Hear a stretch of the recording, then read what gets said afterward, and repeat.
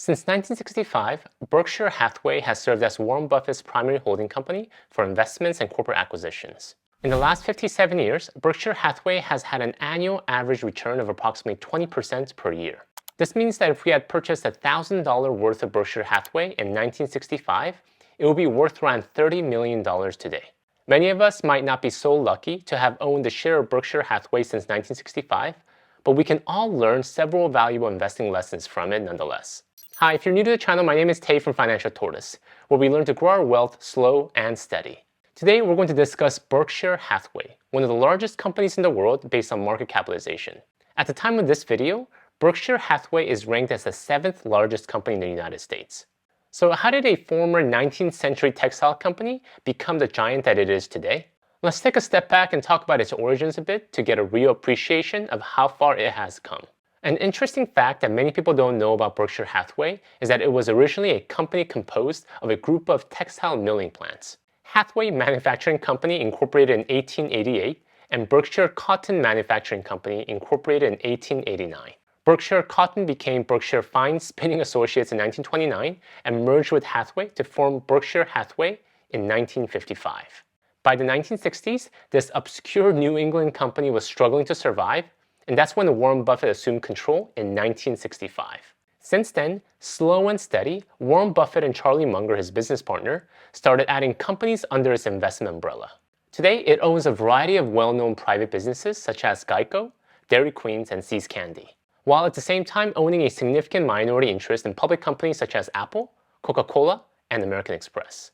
As the 7th largest company in the United States, it has a market capitalization of close to $700 billion. So what are the key characteristics and lessons that allow for its success? We'll talk specifically about 7 in this video. And I believe these are timeless investing principles that we can always apply to our own investing strategies. Number 1 timeless investing lesson that we can learn from Berkshire Hathaway is its approach to cash. Warren Buffett and Charlie Munger have said in their 2014 Berkshire Hathaway annual report that they vowed never to keep less than $20 billion in cash. They never want to be caught in a position where they have a shortage of cash. When the COVID-19 caused a market crash in 2020, Berkshire Hathaway actually had $137 billion in cash. While everyone else was panicking from the uncertainty, Warren Buffett and Charlie Munger were making Berkshire Hathaway even more indestructible in the face of many unknowns. And their cash strategy isn't just so that they can sleep soundly at night, even though that is a major reason.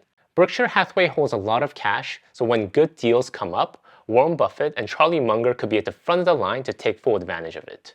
During the financial crisis of 2008, when companies like Lehman Brothers and AIG were at the brink of collapse due to cash issues, Warren Buffett was looking for deals. Because he had liquidity in the face of financial turmoil, he was able to make billions by investing in Goldman Sachs and General Electric. All the while, companies were going under and everyone else was losing billions. In the same way, we should always keep good enough cash in our reserve so we're never forced to sell stocks or any other assets in a downturn. We may not all have $140 billion like Berkshire Hathaway, but a good starting place is 3 to 6 months of our monthly expenses in a readily available checking or savings account. In times of uncertainty, like the current COVID crisis and a rocky market, I would go even as far as 12 months of cash. The second timeless principle investing lesson from Berkshire Hathaway regards debt.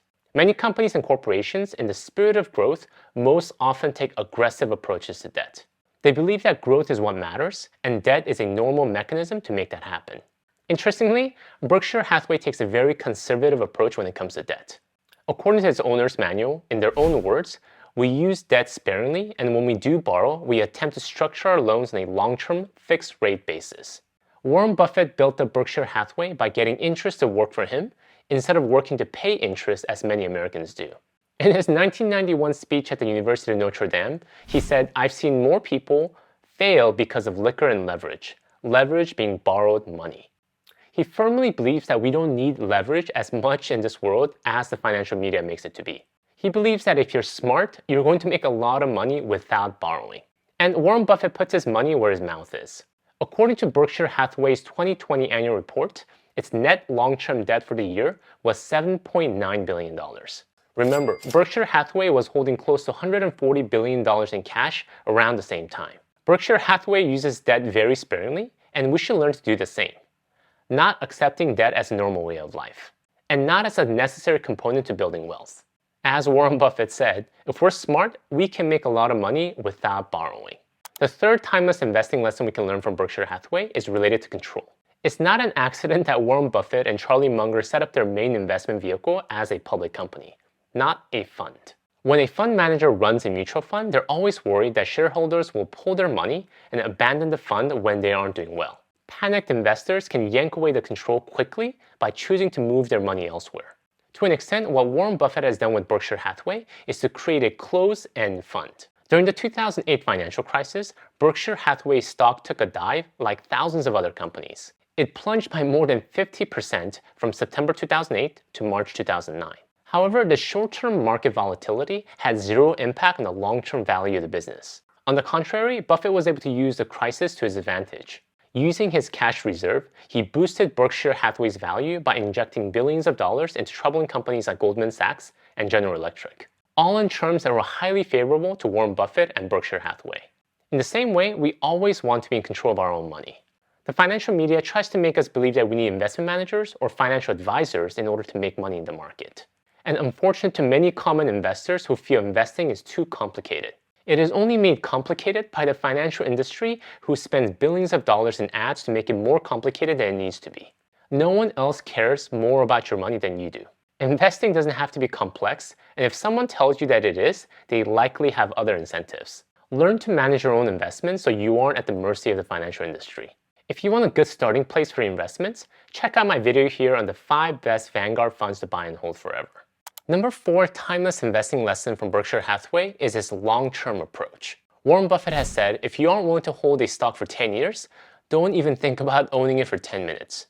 None of the companies purchased or investments made by Berkshire Hathaway was ever done with a short-term mindset. Warren Buffett and Charlie Munger didn't choose companies or stocks because they thought the price was going to rise this week, this month, or even this year. They bought and invested in these companies because they wanted to own these businesses for the long term. Yes, they still sell stocks occasionally and for a variety of reasons, but their primary approach is still with the mindset of owning them forever. For example, Berkshire Hathaway has owned Coca-Cola, which it owns about 10% of its shares, for 34 years. American Express, 29 years. Costco, 22 years. Now compare that to an average investor who holds a stock for 5.5 months. So when we're approaching our own investments, we should have a long-term mindset. That once we buy a specific fund, we should plan on holding it forever, not trying to time the market, not trying to buy stocks for cheap so we can sell them for a hefty profit quickly. There are countless studies that show that market timing is a fool's errand. Motley Fool defines market timing most accurately. A strategy based on predicting short-term price changes in securities, which is virtually impossible to do. Learn from the best and focus on long-term investments, not short-term market timing. The number 5 timeless investing lesson from Berkshire Hathaway is a diversified approach to investing. According to its owner's manual, our preference would be to reach our goal by directly owning a diversified group of businesses that generate cash and consistently earn above average returns on capital. As I mentioned earlier in the video, Berkshire Hathaway started from a very humble beginning as a textile company from New England. Today, it has transformed to a point where the original owners would not even recognize it. It has one of the most diverse group of businesses that is only unified by the fact that they're solid, high-quality businesses that produce overwhelming value to its customers. If you're to look under the hood of some other major corporations, there is most often some common theme across all their sub-businesses. Common product, common technology, or common service. When you look under Berkshire Hathaway, we find 65 different and diverse companies.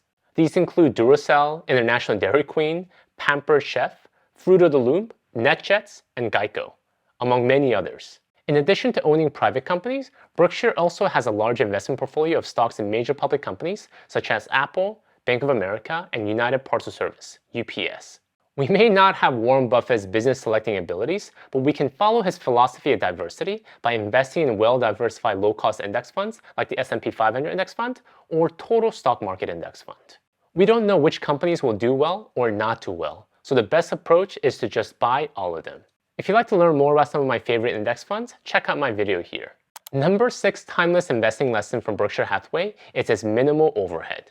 Berkshire Hathaway has a market capitalization of $700 billion and 372,000 total employees worldwide.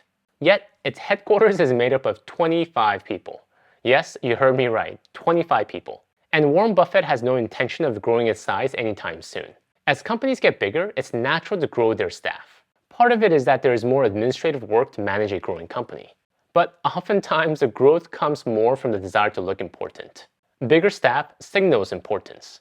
It signals success. It is a $700 billion company, yet Warren Buffett doesn't need his ego stroked with a huge staff. In the same way, as we grow our net worth, let's be careful not to grow our ego. Money can provide a lot of things, but oftentimes we don't need a lot of money to find true satisfaction. If a company worth $700 billion and a man worth $100 billion can find satisfaction with a 25-person headquarters staff in Omaha, Nebraska, I'm sure we can do the same on a smaller scale. Number 7 timeless investing lesson from Berkshire Hathaway is its emphasis on lack of dependency. In his 2018 letter to shareholders, Warren Buffett wrote, "Charlie and I will never operate Berkshire in a manner that depends on the kindness of strangers." Warren Buffett and Charlie Munger intentionally constructed Berkshire Hathaway in a manner that will allow it to comfortably withstand even the most extreme market conditions. That's the reason why they not only survived well for the past 50 years, but thrived. They don't take unnecessary risks. They don't invest in companies they don't understand. They hold a good amount of cash, always. And they're focused on the long-term game. In the same way, we can apply the same principle of resilience to our investing and personal finance. Look to invest for the long run. Never invest in something just because everyone else is talking about it. And hold cash as a bumper to the uncertainties of life. Thank you guys for watching. If you'd like to learn more about my favorite long-term investment duo, check out my video here. Until next time, all the best.